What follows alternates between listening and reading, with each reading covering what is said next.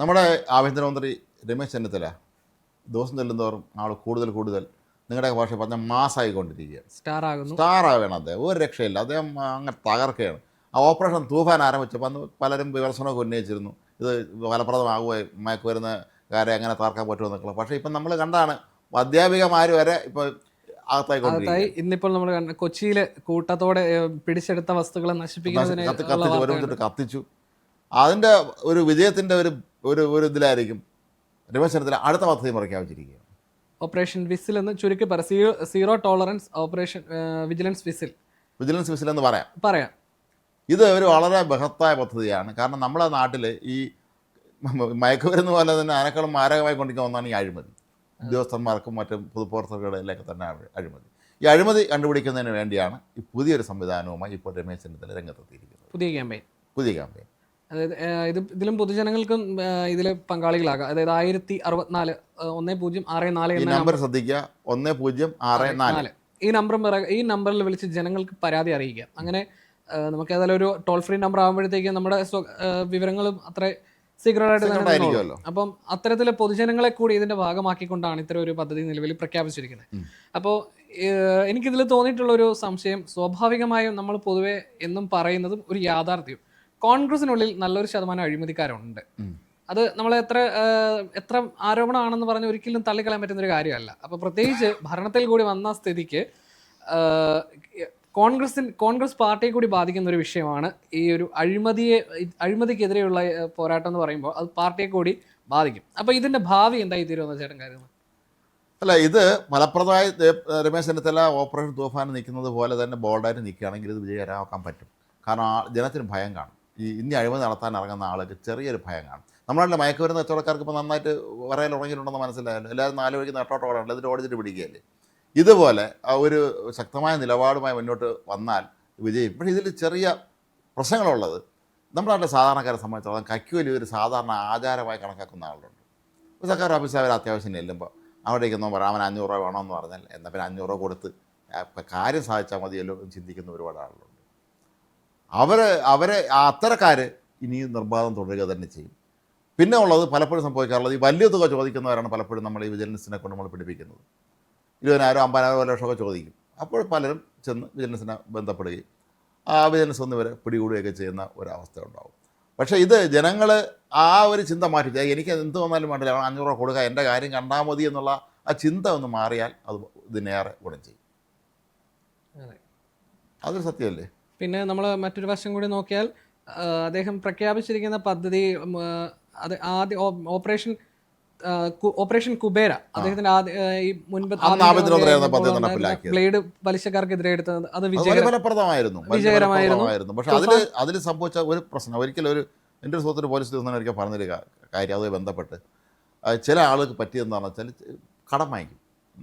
ഇപ്പം ഞാൻ ജസ്റ്റിൻ്റെ 1 50,000 രൂപ കടം വാങ്ങിക്കുന്നു, ഞാൻ തിരിച്ചു തരാതിരിക്കും. ജസ്റ്റിൻ സ്വാഭാവികമായിട്ട് എന്നെ സമ്മർദ്ദം ചെലുത്തുമ്പോൾ ഞാൻ വിളിച്ച് പറയും, ജസ്റ്റിൻ എൻ്റെ ബ്ലൈഡ് പലിശയ്ക്ക് എനിക്ക് പൈസ എന്നാണെന്ന് പറയും. ചെന്ന് പോലീസിൽ നിന്ന് പിടിച്ച് പിന്നെ ഇത് കുറച്ചും കഴിയുമ്പോഴായിരിക്കും എൻ്റെ കഥ അറിയുന്നത്.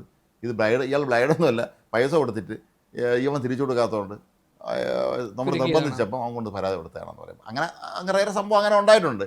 എങ്കിൽ പോലും അത് വളരെ വിജയമായിരുന്നു. നമ്മുടെ നാട്ടിലെ ബ്ലൈഡ് പലിശക്കാർ അവരൊരു വലിയ ശക്തിയായി മാറിക്കഴിഞ്ഞ കാലഘട്ടത്തിൽ അത് വിജയിച്ചു. ഞാൻ ഓർക്കുന്നുണ്ട് അക്കാലത്ത് ഈ തമിഴ്നാട്ടിൽ നിന്ന് ബ്ലേഡ് ഇതിനു വേണ്ടി വരുന്ന ആളുകൾ ഉണ്ടായിരുന്നു, ഞങ്ങളുടെ നാട്ടിലൊക്കെ ഉണ്ടായിരുന്നു. ഈ ഒരു നടപടി അദ്ദേഹത്തിന് ഈ ഒരു പദ്ധതിക്ക് ശേഷം കുബേരയ്ക്ക് ശേഷം അത്തരത്തിലുള്ള ആളുകളെ ഞാൻ അവിടെ ഞങ്ങളുടെ നാട്ടിൽ കണ്ടിട്ടുണ്ട്.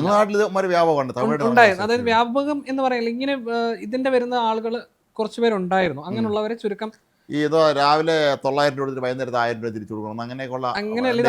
ആഴ്ചയിൽ പിരിവിന് വരുന്ന ആളുകളായിരുന്നു. പലിശ പിരിവ് തന്നെ. അങ്ങനെ അതിനുശേഷം അത് മാറുകയും ചെയ്തിട്ടുണ്ട്. അങ്ങനെ അദ്ദേഹം പ്രഖ്യാപിച്ച പദ്ധതികൾ നടപ്പിലാക്കിയിട്ടുണ്ട്. അവിടെ നിന്നാണ് ഞാൻ ഈ പറഞ്ഞത്, ഈ അഴിമതി എന്ന് പറയുന്ന കാര്യം കോൺഗ്രസിനെ ഏതായാലും നല്ലപോലെ ബാധിച്ചിട്ടുള്ള പ്രധാനം എനിക്ക് തോന്നുന്നത് രാഷ്ട്രീയക്കാരെക്കാൾ ഉദ്യോഗസ്ഥന്മാരൊക്കെ ടാർഗറ്റ് ഇടുന്നത് ഇതിൽ കൂടുതലും.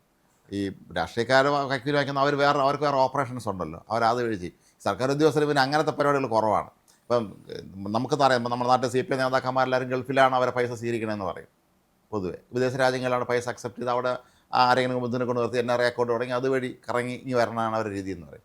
ഇനി കോൺഗ്രസ്സുകാരുടെ രീതി എങ്ങനെയാണ് നമുക്ക് അറിഞ്ഞുകൂടാ. പക്ഷേ ഉദ്യോഗസ്ഥന്മാരെ സംബന്ധിച്ച് അവർക്ക് അത്ര എളുപ്പമല്ല കാര്യങ്ങൾ. അവർ കാശ് വാങ്ങിക്കാൻ ഇറങ്ങിയാൽ ചിലപ്പോൾ പെടാനുള്ള സാധ്യതയുണ്ട്. ഈ പലരും ഇപ്പോഴും നമ്മൾ കഴിഞ്ഞ ദിവസങ്ങളിൽ ഇന്നലെയൊക്കെ തന്നെ ഒരു ദിവസം പിടിച്ചിരിക്കുന്നുണ്ട് ഈ കൈക്കൂലി കേസിൽ. അപ്പോൾ യാതൊരു ബുദ്ധിമുട്ടിലും ഉളുപ്പില്ലാതെ ഒരു പൈസ ചോദിക്കുന്ന ആളുകളുണ്ട്. അപ്പോൾ അങ്ങനെ വരുമ്പോൾ ഈ രമേശ് ചെന്നിത്തല കൊണ്ടുവന്ന ഈ പദ്ധതി ജനങ്ങളും കൂടെ വിചാരിച്ചാൽ മാത്രമേ ഇത് വിജയം കൊണ്ടുപോകാൻ പറ്റുള്ളൂ. ഈ ഓപ്പറേഷൻ തൂഫാൻ്റെ പ്രത്യേകത്തിൽ പോലീസ് എക്സൈസ് അങ്ങോട്ട് ഇറങ്ങിയാൽ ഇവന്മാരെല്ലാം ഓടിച്ചിട്ട് പിടിക്കാൻ പറ്റും.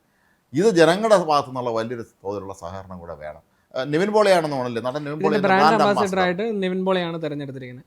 നമ്മൾ ഇത് പറയുന്ന കൂട്ടത്തിൽ തന്നെ നമ്മൾ പറയേണ്ട മറ്റൊരു കാര്യം, ഈ പിണറായി സർക്കാരിന്റെ കാലത്ത് അദ്ദേഹത്തിനെതിരെ ഏറ്റവും കൂടുതൽ അഴിമതി ആരോപണം ഉന്നയിച്ച ഒരു പ്രതിപക്ഷ നേതാവ് ആദ്യ പിണറായി സർക്കാരിൽ ഏറ്റവും കൂടുതൽ അഴിമതി ആരോപണങ്ങൾ ഉന്നയിക്കുക, അത് പുറത്ത് കൊണ്ടുവന്ന് ഇങ്ങനെ വെട്ടിലാക്കിയത് രമേശ് ചെന്നിത്തല തന്നെയായിരുന്നു. അപ്പോൾ അദ്ദേഹത്തിന്റെ പെർഫോമൻസ് ഒരിക്കലും മോശമല്ല. അല്ലേ മാത്രമല്ല രമേശ് ചെന്നിത്തല അത് സീനിയറായിട്ടുള്ള നേതാവല്ലേ. നമ്മൾ ആലോചിച്ച് നോക്കുക, 1982 അദ്ദേഹം ആദ്യം MLA ആളാണ്. ഇപ്പോൾ കൊല്ലം എത്രയായി? 2026 അതിൽ തന്നെ 86 അദ്ദേഹം മന്ത്രിയായി. കേരളത്തിലെ ഏറ്റവും പ്രായം കുറഞ്ഞ മന്ത്രിയായിരുന്നു രമേശ് ചെന്നിത്തല. കരുണാകരൻ മന്ത്രിസഭയിൽ അദ്ദേഹം ദീർഘകാലം പാർലമെൻറ്റ് അംഗമായിരുന്നു. അതൊരു AICC ഭാരവാഹി, NSC president, youth Congress president, ഇവിടെ KPC പ്രസിഡന്റ് ഏറ്റവും ദീർഘകാലം അദ്ദേഹം ഉണ്ടായിരുന്നു. അപ്പോൾ അങ്ങനെയുള്ള ഒരു സീനിയറായിട്ടുള്ള രാഷ്ട്രീയ നേതാവാണ്. അദ്ദേഹം കണ്ട ഇരിക്കുമെങ്കിലും അദ്ദേഹം വളരെ എക്സ്പീരിയൻസ്ഡ് ആയിട്ടുള്ള രാഷ്ട്രീയ നേതാവ് തന്നെയാണ്. അപ്പോൾ അതുകൊണ്ട് തന്നെ അദ്ദേഹം വിചാരിച്ചാൽ അദ്ദേഹത്തിന് ഇത്രയും വർഷത്തെ അദ്ദേഹത്തിൻ്റെ ഒരു പൊതുജീവിതത്തിലെ അല്ലെങ്കിൽ ഒരു പാർലമെൻറ്റ് അംഗം, അസംബ്ലി അംഗം, മന്ത്രി എന്നൊക്കെയുള്ളതിൽ അദ്ദേഹത്തിൻ്റെ ഒരു അനുഭവ സമ്പത്തിൽ നിന്ന് ഇതെങ്ങനെ നേരിടണമെന്നൊരു കൃത്യമായ ചിത്രം അദ്ദേഹത്തിന് കാണുമെന്നാണ് എൻ്റെ വിശ്വാസം. ഉദ്യോഗസ്ഥന്മാരോട് സഹകരിച്ചു കഴിഞ്ഞാൽ ഇത് വലിയൊരു വിജയമായി മാറും. ഓപ്പറേഷൻ തൂഫാനിന് പിന്നാലെ ഈ വിസിലും കൂടെ വന്ന ഇത് അദ്ദേഹത്തിന് തമിഴ്നാട് മുഖ്യമന്ത്രി വിജയിൻ്റെ നിന്നാണ് ഇതിൻ്റെ പ്രചോദനം ഉൾക്കൊണ്ടെന്ന് അദ്ദേഹം പറഞ്ഞിട്ടുണ്ട്. അവർ വിജയുടെ ക്യാമ്പയിനും അതുപോലെ വിജയുടെ ക്യാമ്പയിനാണ് അതിനകത്ത് അദ്ദേഹത്തെ സ്വാധീനിച്ചതെന്ന് അദ്ദേഹം പറയുന്നത്. ഒരു വിസിൽ ബ്ലോവർ എന്നുള്ള നിലയിൽ വിസിൽ ബ്ലോവർ എന്ന് പറയുമ്പോൾ നമുക്കറിയാം എല്ലാത്തിൻ്റെയും അതാണ് കൃത്യമായി അതിൻ്റെ വിവരങ്ങളൊക്കെ തുടങ്ങി ആദ്യമായിട്ട് രംഗത്ത് ഇറങ്ങുന്ന ഒരാളാണെന്ന രീതിയിൽ വെച്ച് നോക്കുമ്പോൾ അത് വലിയ സംഭവം തന്നെയാണ്. ഏതായാലും രമേശ് ചെന്നിത്തലയെ സംബന്ധിച്ചിടത്തോളം ഇത് വലിയ ഒരു പ്രധാനപ്പെട്ട നേട്ടമായി മാറും. ഇത് വിജയിക്കുകയാണെങ്കിൽ അവിടെയാണ് ഞാൻ പറഞ്ഞത്, ഇത് വിജയിക്കുമോ എന്നുള്ള ഒരു ചോദ്യമാണ്. കാരണം അദ്ദേഹം മറ്റു മേഖലയിൽ ഇടപെട്ടിട്ടുള്ളത് പോലെയല്ല ഇവിടേക്ക് വരുമ്പോൾ. ഇത് ഈ പറയുന്ന ചിലപ്പം സ്വന്തം പാർട്ടി നേതാക്കളിലേക്ക് ഈ അഴിമതിയുടെ വിരൽ എത്തിപ്പെടാം, അതുപോലെ യൂണിയൻ നേതാക്കളിലേക്ക് ഇത് എത്തിപ്പെടാം, അതുപോലെ ഈ കോൺഗ്രസ് അനുഭാവികളായ ഉദ്യോഗസ്ഥരിലേക്ക് വരാം. അപ്പോൾ ഇത് ഒരുപക്ഷെ ഇതൊരു നാളെ ഒരു സമ്മർദ്ദത്തിലൂടെ ഈ പദ്ധതി അദ്ദേഹത്തിന്റെ ഈ പ്രഖ്യാപനത്തിൽ നിന്ന് പിന്നോട്ട് പോകുമോ ഇല്ലയോ എന്നുള്ളത് ഒരു ചോദ്യമാണ്. അല്ല, ഇതുപോലെ വേറൊരു പ്രശ്നമുള്ളത്, ഇപ്പോൾ ടോൾ ഫ്രീ നമ്പർ ഉണ്ടെന്ന് പറഞ്ഞല്ലോ.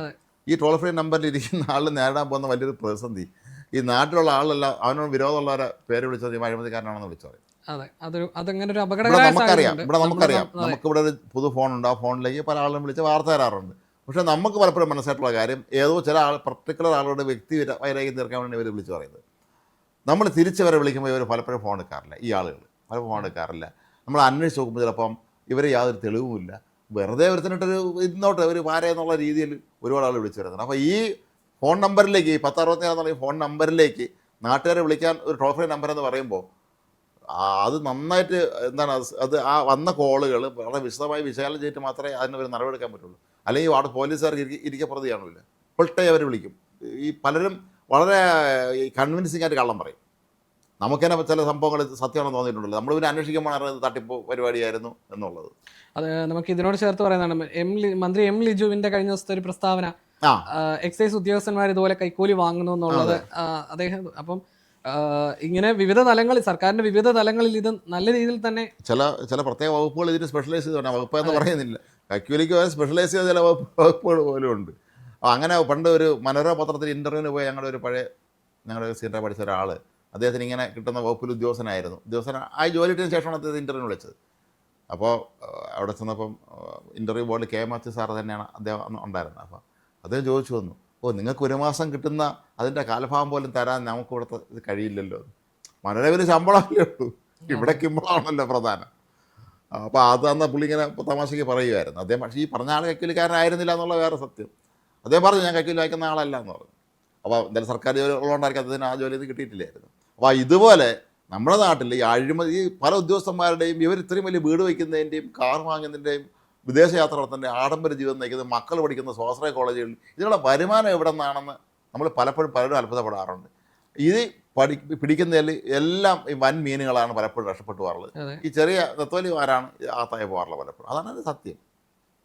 അവിടെ ഈ വൻമീനുകളെ കൂടി പിടിച്ചു കഴിഞ്ഞാൽ ആ. എന്തുകൊണ്ടും അത് പൂർണ്ണമായ വിജയം നമുക്ക് അവകാശപ്പെടാം. എന്തായാലും ഇതും കൂടെ വിജയിക്കുകയാണെങ്കിൽ അത് രമേശ് ചെന്നിത്തല എന്നുള്ള ആഭ്യന്തര മന്ത്രിക്ക് മറ്റൊരു വലിയൊരു ബഹുമതി കൂടിയായിരിക്കും എന്നുള്ള കാര്യം ഉറപ്പാണ്. കാരണം അദ്ദേഹം ഏറ്റെടുത്ത് നടപ്പാക്കുന്ന കാര്യങ്ങൾ ഭംഗിയായി തന്നെ ചെയ്യുന്നുണ്ട് എന്നാണ് മനസ്സിലാക്കുന്നത്. അദ്ദേഹം നമ്മൾ നേരത്തെ പറഞ്ഞ പോലെ ഒരു എക്സ്പീരിയൻസ്ഡ് രാഷ്ട്രീയ നേതാവ് എന്നുള്ള നിലയിൽ അദ്ദേഹം വിചാരിച്ചാൽ അത് സാധിക്കും എന്ന് തന്നെയാണ് എൻ്റെ വിശ്വാസം.